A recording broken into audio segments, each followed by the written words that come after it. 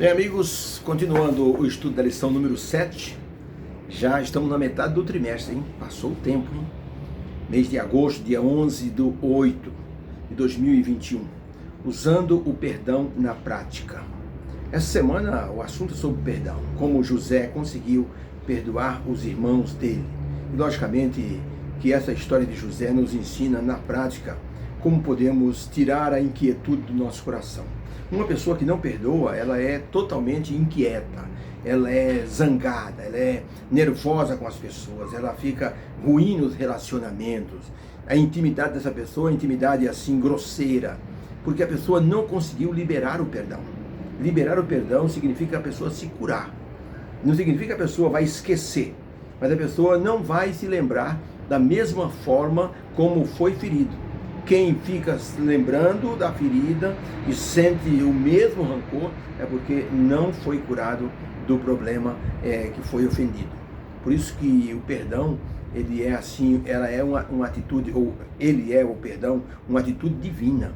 Porque nós, seres humanos, nós guardamos o erro dos outros assim muito de perto. Dificilmente as pessoas assim esquecem o que foi acontecido. A gente vê isso na igreja, a pessoa comete um erro, 30 anos depois tem alguém lembrando ainda, entendeu? Tem alguém, você lembra quando a tal pessoa fez tal coisa? A igreja agiu desse jeito, por que agora vão agir assim? Então as pessoas se lembram, não se esquecem não, mas só que não dói mais.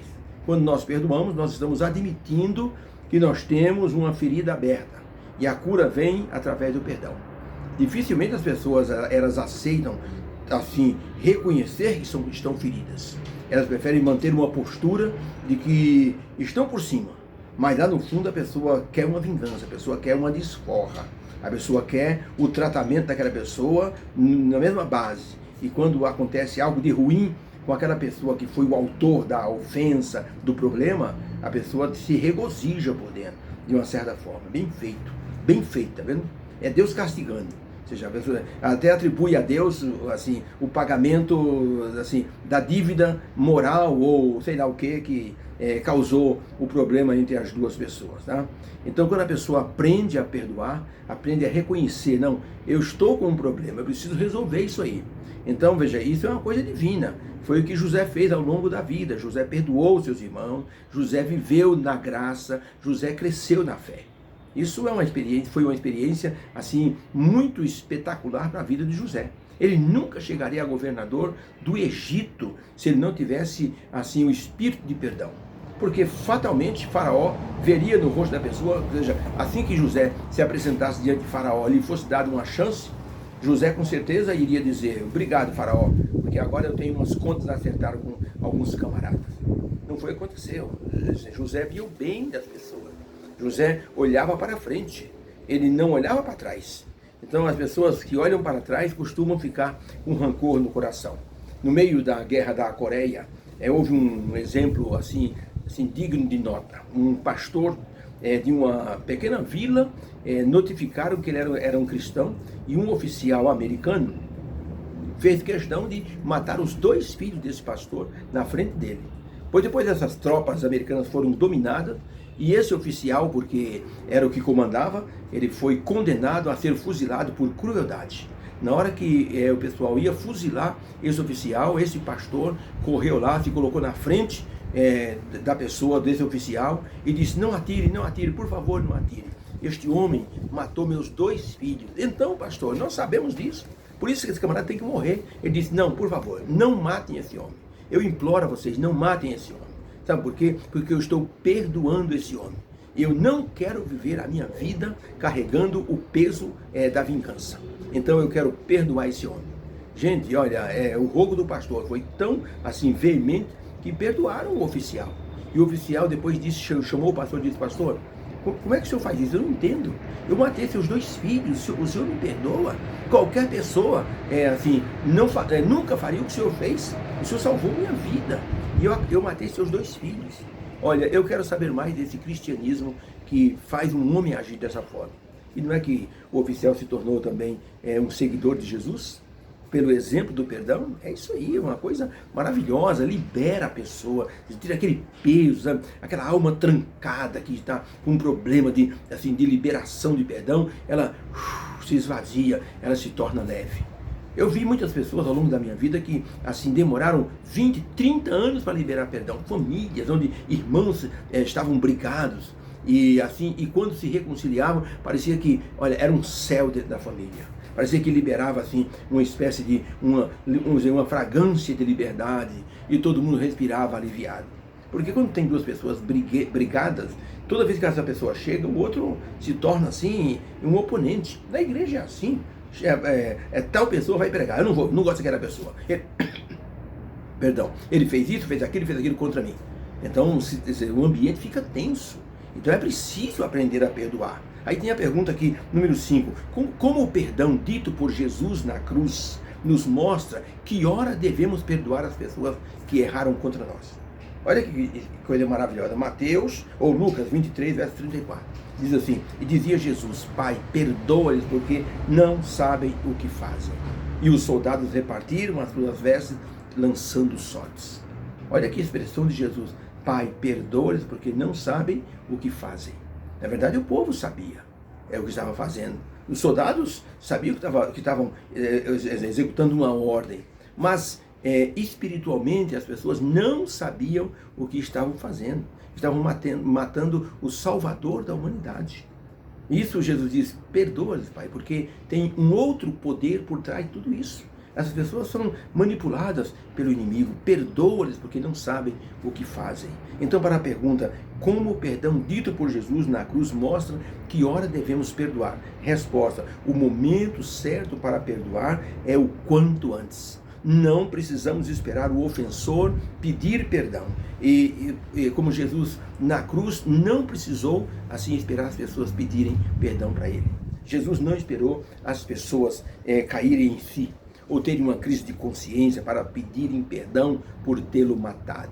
A expressão, o seu sangue caia sobre nós e sobre nossos filhos, foi uma expressão pesada. Depois eles sentiram as consequências disso na invasão de Jerusalém.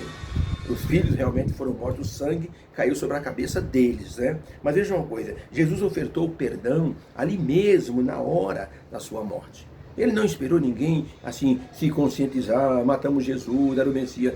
Jesus liberou o perdão ali naquele momento. Foi uma liberação para Jesus. Olha que coisa espetacular. Jesus Cristo morrendo na cruz, tinha tudo para pedir aos anjos que interferissem, não interferiu. Disse: Pai, o Senhor me abandonou, por que me abandonaste? E depois então ele disse: Pai, perdoa-lhes porque não sabem o que fazem. Isso liberou Jesus Cristo, liberou a alma dele, liberou o seu interior.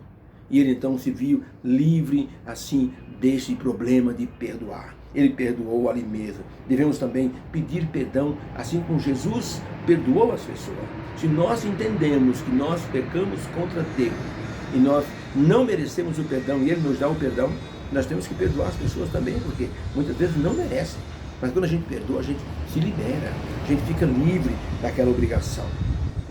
Perdoar significa a pessoa se colocar num outro nível. Luís XII da França, quando ele subiu ao trono, ele tinha muitos inimigos.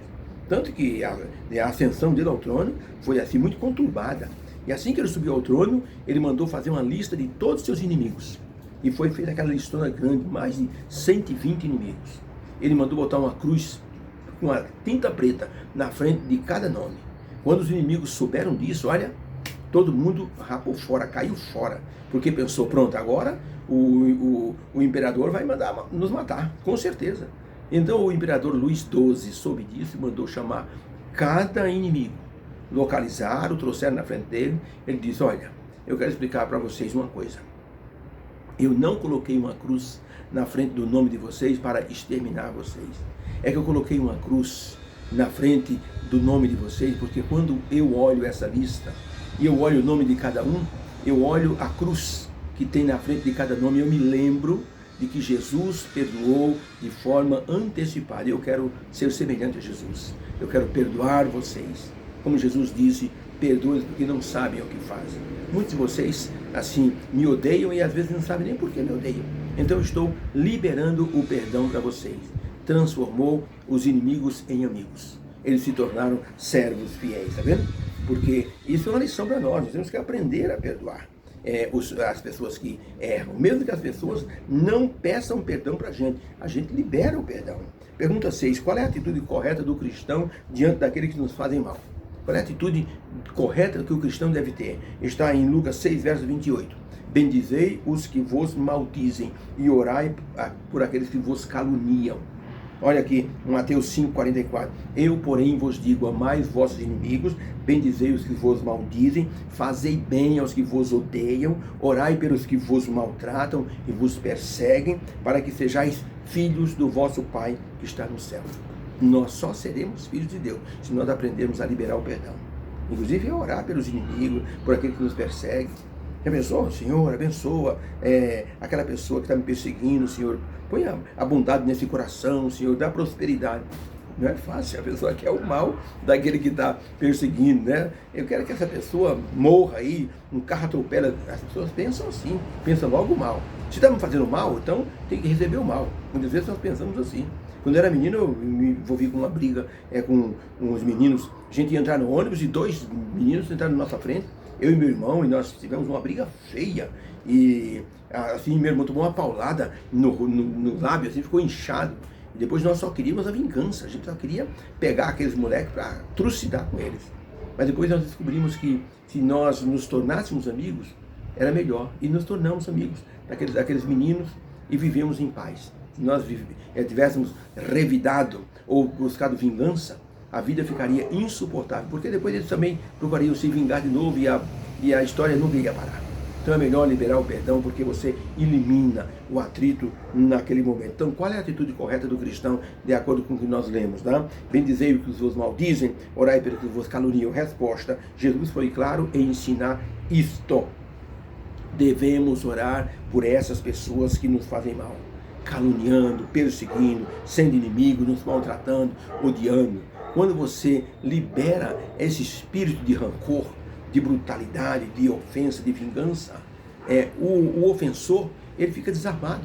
Você parou o processo, o ciclo foi parado, o ciclo do ódio foi parado, porque você liberou o perdão. Até a história de uma moça que ela foi perseguida por um oficial numa das guerras, e um soldado, e esse soldado perseguiu, e ela conseguiu pular o muro, mas o irmão dela não conseguiu. O soldado pegou pela camisa por trás, puxou ele para baixo do muro, e a moça viu quando ele tirou a arma e atirou na cabeça do irmão dela. Gente, isso, olha, machucou demais. O oficial não conseguiu pegá-la, porque já estava do outro lado do muro, ela fugiu. Mas um ano depois, ela estava trabalhando num hospital, ela era enfermeira. Quem é que ela viu num leito, ali quase à morte? Aquele soldado que matara o irmão dela, a sangue frio. Gente, um espírito de vingança tomou conta dela. Ele viu aquele paciente, ele estava ali delirando de febre. Ela pensou, é só eu fechar aqui um botãozinho nesse aparelho, pronto, a vida dele se apaga aqui e eu me vingo. Mas ela pensou um pouquinho, não, eu sou uma cristã, e uma cristã perdoa. Ela disse, eu vou perdoar esse moço. Ele fez isso no calor da guerra, e eu não posso agora me vingar com as minhas próprias mãos.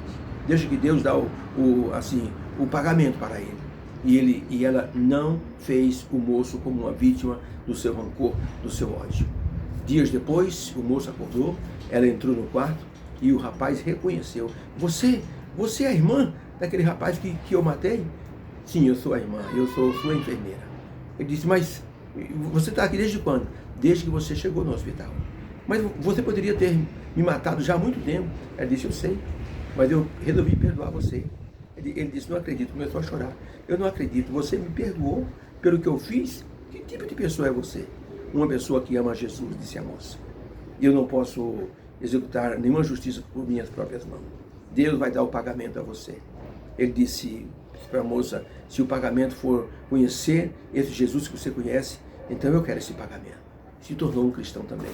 Olha o que o perdão faz com as pessoas, converte as pessoas, traz para perto de Deus. Por isso Ellen White escreveu aqui no livro Em Meditações Matinais, 1956, página 144, dizendo assim: por mais dolorosamente que nos hajam ofendido, não devemos acariciar esses agravos e compadecer-nos de nós mesmos por causa das ofensas sofridas. Mas como esperamos ser perdoados pelas ofensas que cometemos contra Deus, assim precisamos perdoar os que nos fazem mal.